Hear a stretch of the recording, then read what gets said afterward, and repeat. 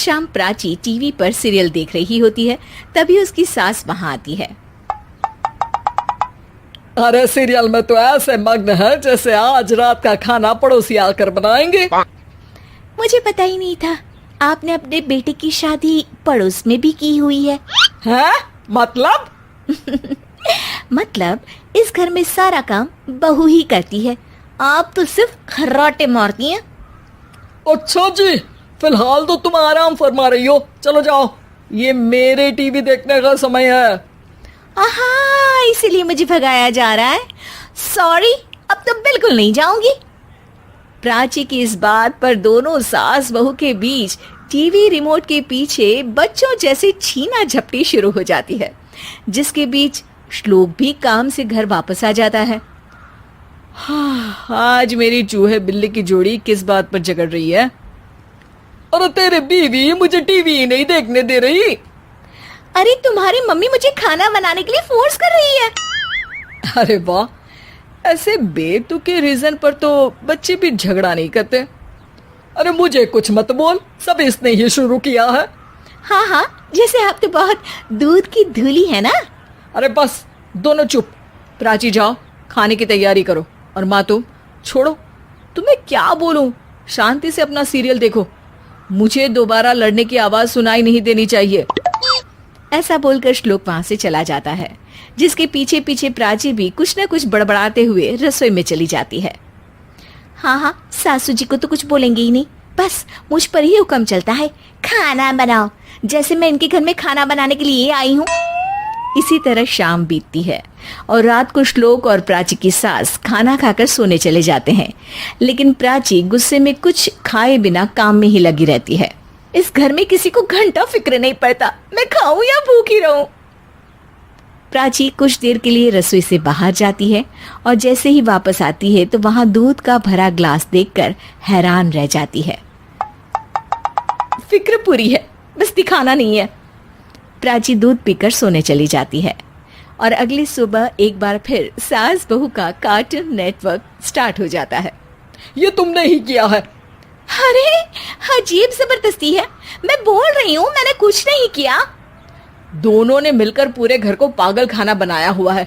यहाँ कोई नॉर्मल इंसान तो रह ही नहीं सकता, इसीलिए अब पड़ोसी क्या रिश्तेदार भी घर आने से कतराते हैं। और सुन बेटे, तू भी चंगा, तेरी माँ भी चंगी, तेरी बीवी भी चंगी, रिश्तेदार। हाँ जी, आपको नहीं पता क्या, गंगाधर ही शक्तिमान है, रिश्तेदार ही। हाँ हाँ, बस समझ गया। कभी जानवरों जैसे लड़ेंगी तो कभी जुगलबंदी करेंगी।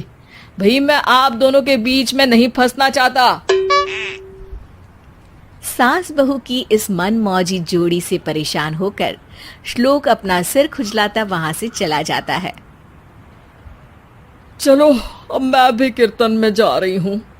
इस पर जैसे ही सास कमरे में अपना पर्स लेने जाती है तो वहां नाश्ते की प्लेट रखी देख मुस्कुराने लगती है और नाश्ता करके घर से बाहर निकलते हुए कुछ पैसे टेबल पर रख जाती है, जिसके कुछ देर बाद सिलेंडर वाला घर आता है। ओ मुरी मैया, मैं सिलेंडर के बारे में तो बिल्कुल भूल ही गई थी।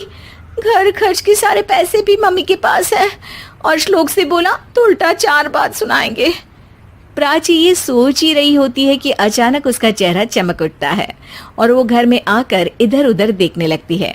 तभी उसकी नजर टेबल पर रखे पैसों पर पड़ती है, जिन्हें वो सिलेंडर वाले को दे देती है। ये सब श्लोक देख लेता है। अच्छा बेटे, इतना बड़ा घोटाला, सबके सामने मैं तेरी दुश्मन और पीठ पीछे तेरी मेरी यारी। इस पर श्लोक एक प्लान बनाता है और शाम को सब एक साथ बैठे होने पर बोलने लगता है।